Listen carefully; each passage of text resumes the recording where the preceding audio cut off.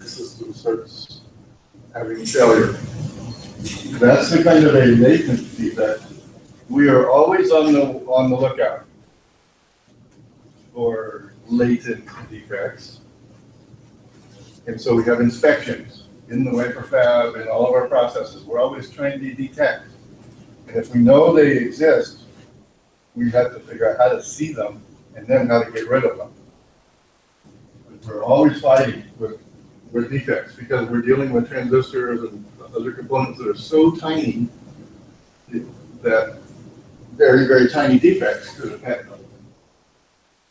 Okay, those are all things that could happen. We're not admitting to anything, but could happen that unreliability can somehow get into the integrated circuit. What about unreliability afterwards? What if we ship a good part, or it gets built into a system of some kind? If the stress exceeds the tolerance that we specify, the reliability is getting jeopardized. And if it exceeds the absolute maximum rating, then it really is jeopardized, the unreliability. So unreliability due to overload, extra stress after the parts are sold, of course, can happen.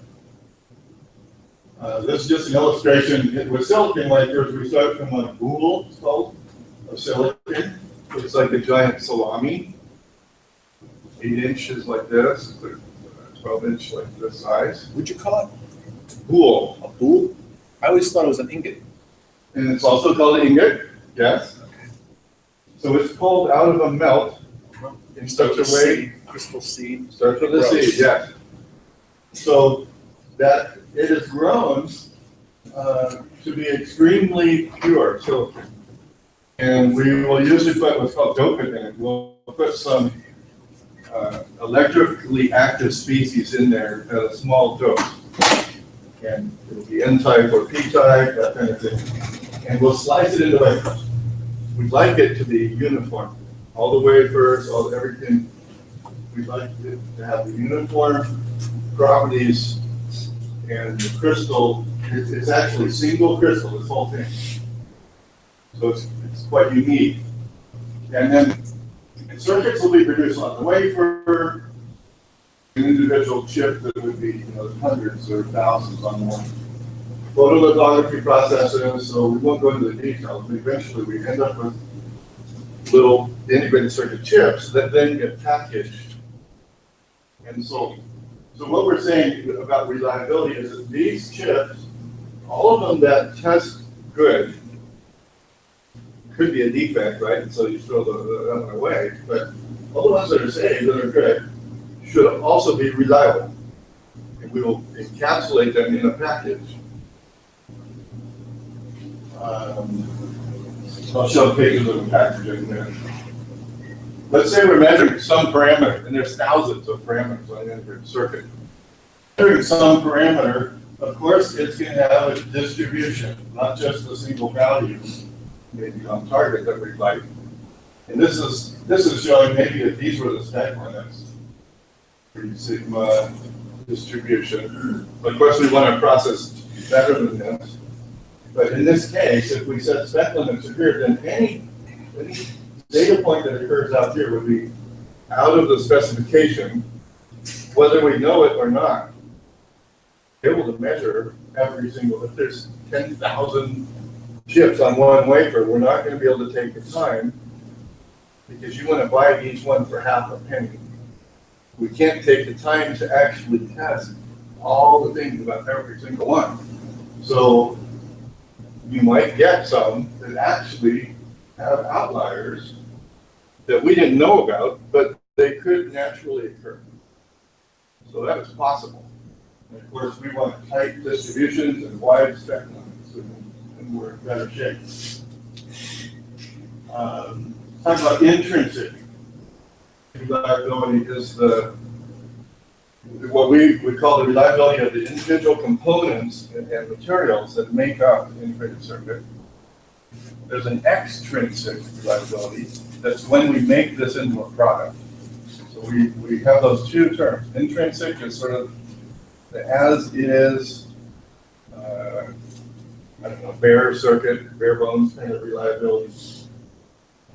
So what we typically do, and this is true with all the IC companies, we design and manufacture them to be both functional, to do every job they're supposed to do, and at the same time, they're going to be reliable, meaning that it's going to continue doing the job for a long time. We create design rules. That's what gets us by. When we first developed what we call the technology, the process that goes through the wafer fab, how we create the individual transistors, we develop rules of what looks like it's going to work and be reliable, and what will not. And if something doesn't work, we don't allow. The designer cannot do such a thing. So that's the design rules. If we do a good job with design rules, then you can be as creative as you like, just so you stay within the rules. You can do any new device, anything you want. Just don't violate one of the rules, because the rules are set for reliability. It works. Once a new technology has had a first time produced, it looks like it works, reliability tests are okay, we'll follow on with other products and keep using the same rules. If we learn something new, we'll refine the rules, because that's how we achieve reliability. We make this assumption. All the designers don't know much about reliability theory. If they follow the rules, the devices are reliable. That's the idea with it. So the designers don't have to worry a lot about reliability. They just follow the rules. Most of the lifetimes of the various parameters on the components will last longer than requirements, way longer than the warranty.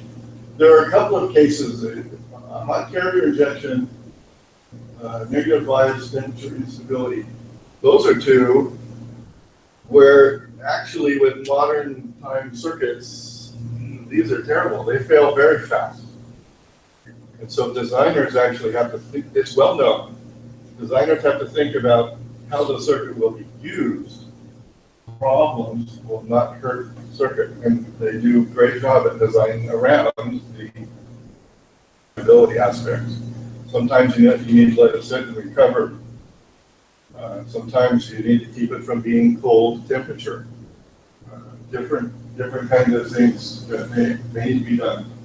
But they're well known. So once it's known, designers can work around it. We would say if things are manufactured according to design rules and the materials are correct, then they are reliable by construction. Well, that's nice. You say, this was designed for reliability and we built it to be reliable. It's reliable by construction. That's a good feeling. Hopefully we did it right first. Well, how would we do that? Besides design rules, that's number one, right? We've got to be correct with those rules. Heavy IP reuse. IP is intellectual property. Something that we did before that worked, you can use it again. We actually don't want to always be so creative with the new circuit, because anytime you do something new, you have the risk that it's not reliability tested. And it may interact poorly with something else. So we will always go for the low risk approach. And that helps with reliability. So that's one.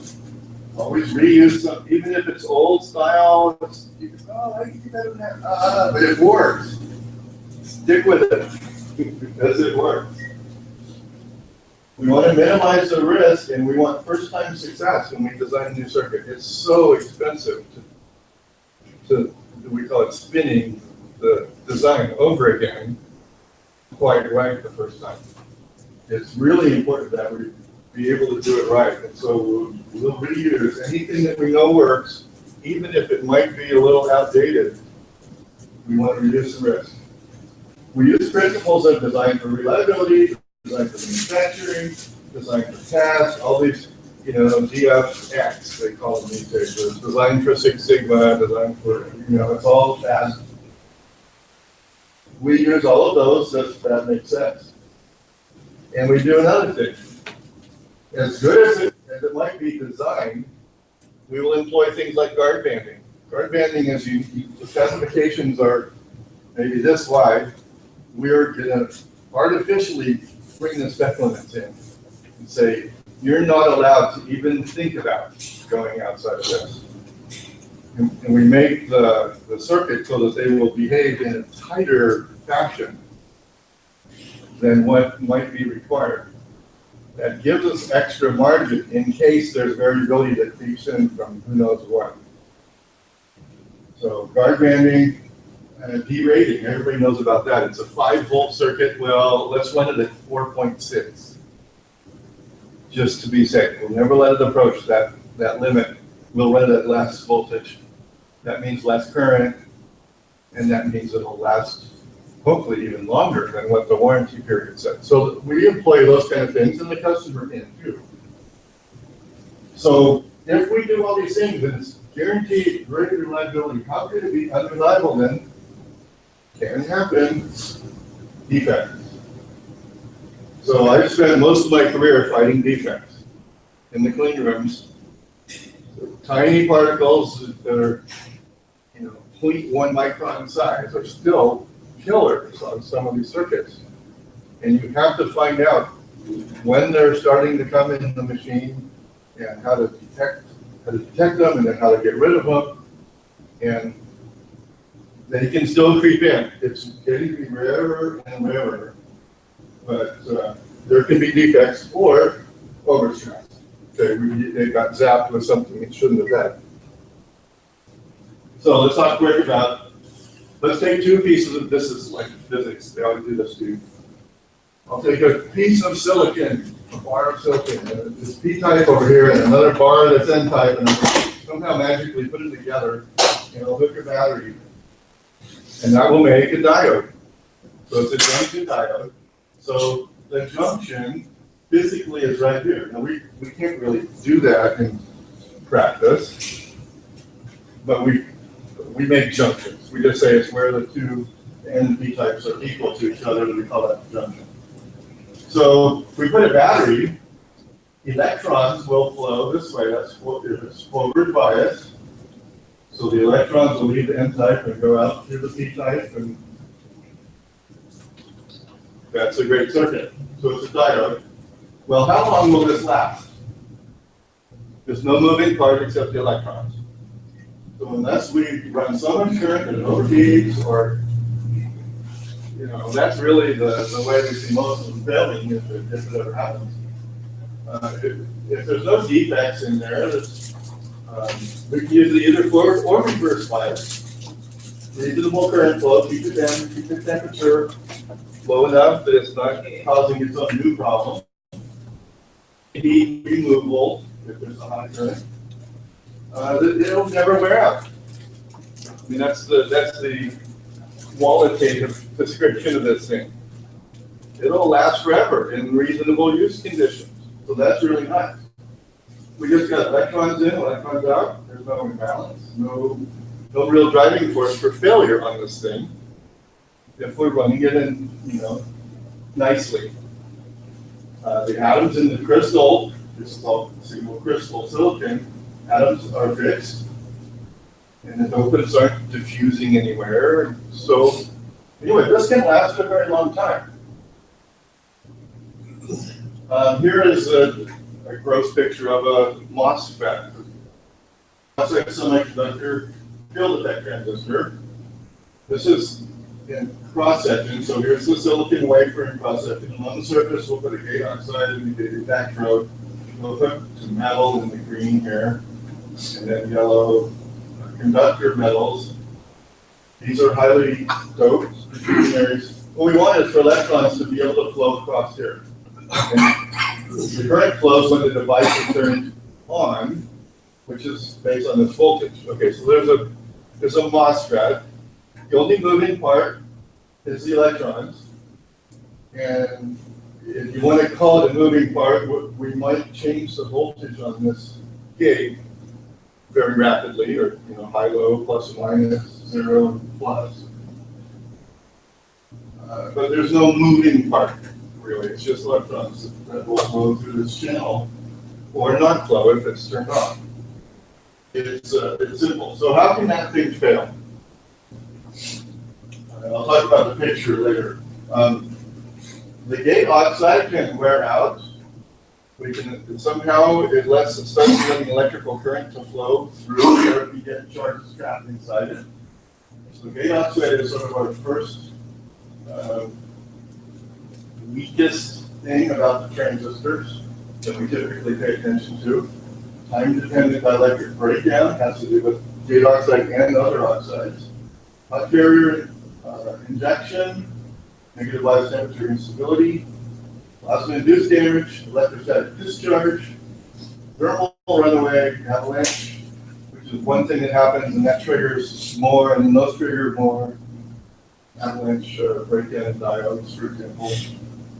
The dielectric breakdown, at some particular voltage, the dielectric just isn't strong enough, and so primary current runs through. Those are all things about the transistor. And there's then the interconnects.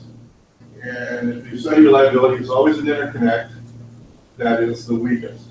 And so we worry about those more. In fact, electromigration, in the designs I'm familiar with, it's electromigration that is designed as the weak link. So every other reliability kind of weakness will fail after electromigration. That's kind of what we assume. Stress migration, intermetal dielectric, time-dependent dielectric breakdown. So the dielectrics and the metals and the interconnects. Okay, we make an assumption that if we don't know something about the defect, we're going to say, oh, it's a 0.7 electron volt activation energy.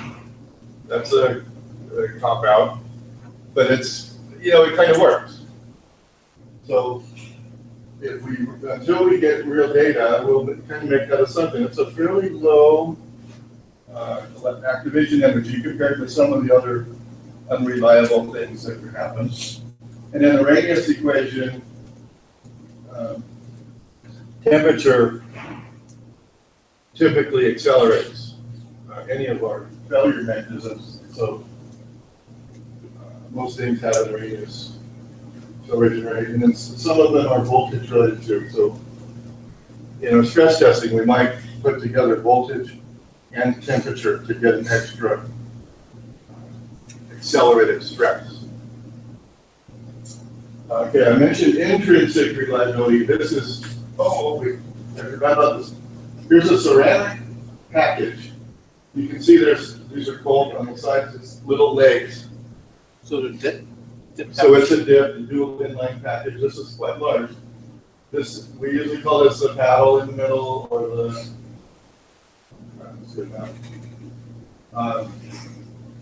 so it's gold plated, and then here are the little connections that can go out to these different leads. That's a lead. There's a lead frame, yeah, and then ceramic pieces, this black, were put around the lead frame to make this package. And then there's wire bonds from the chip to the lead. And if you see closely, there's wire bonds. You have to have good eyes. So there's tiny little wire bonds.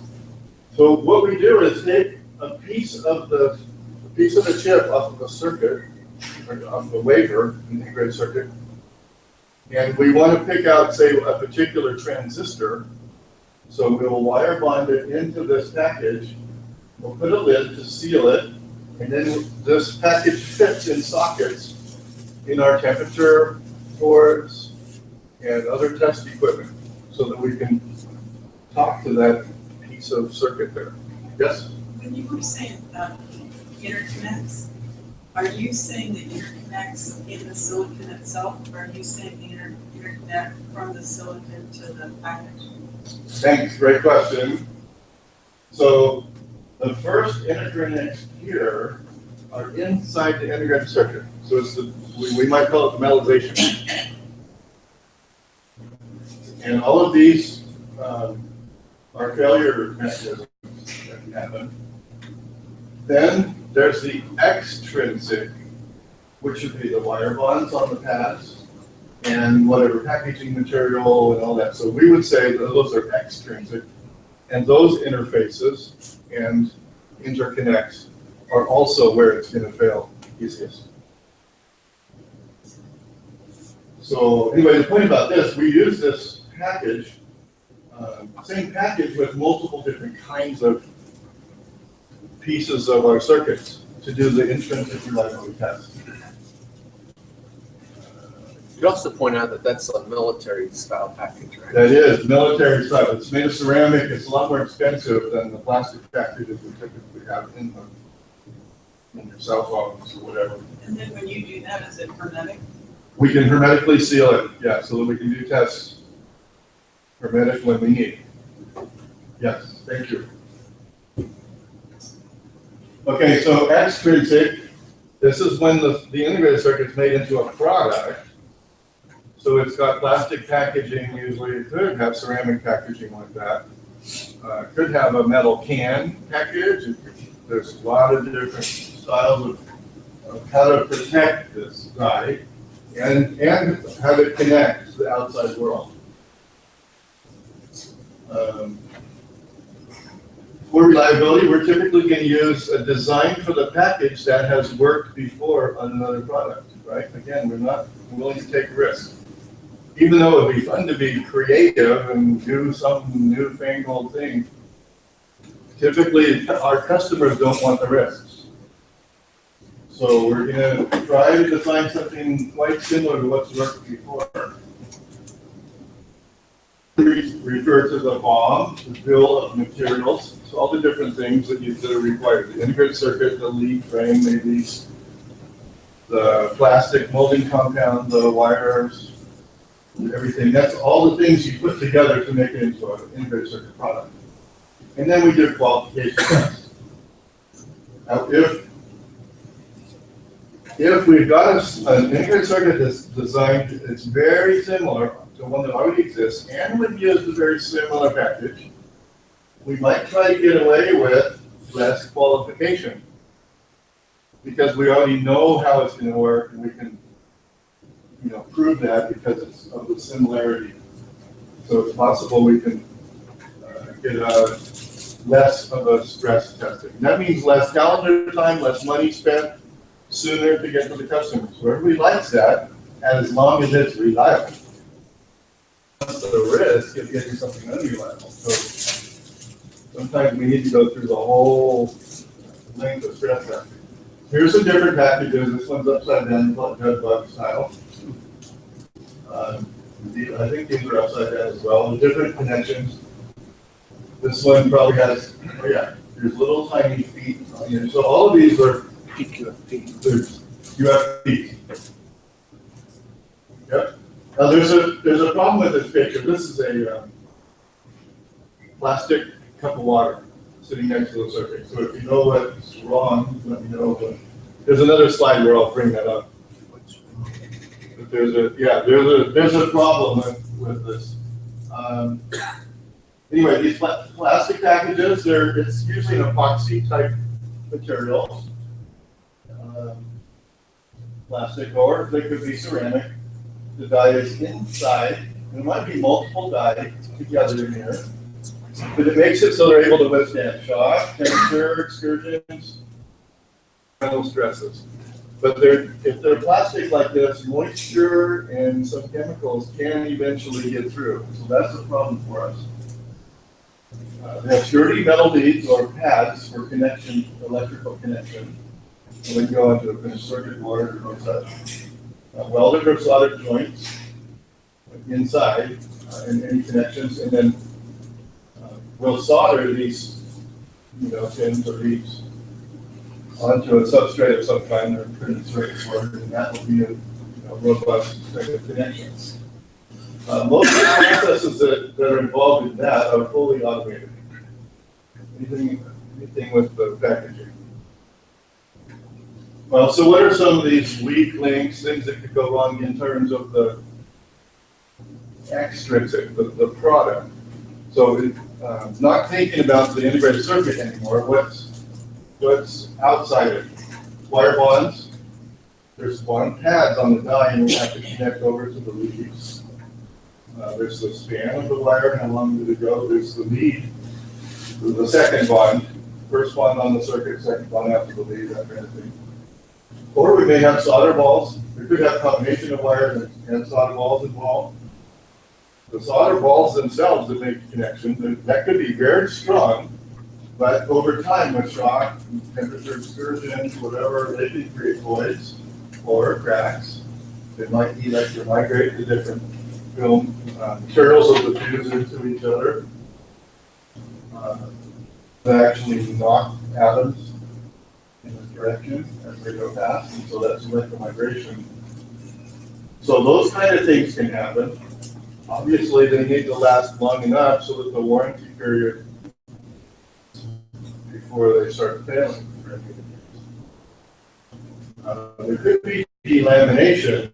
We use things to attach the die onto the metal. We use,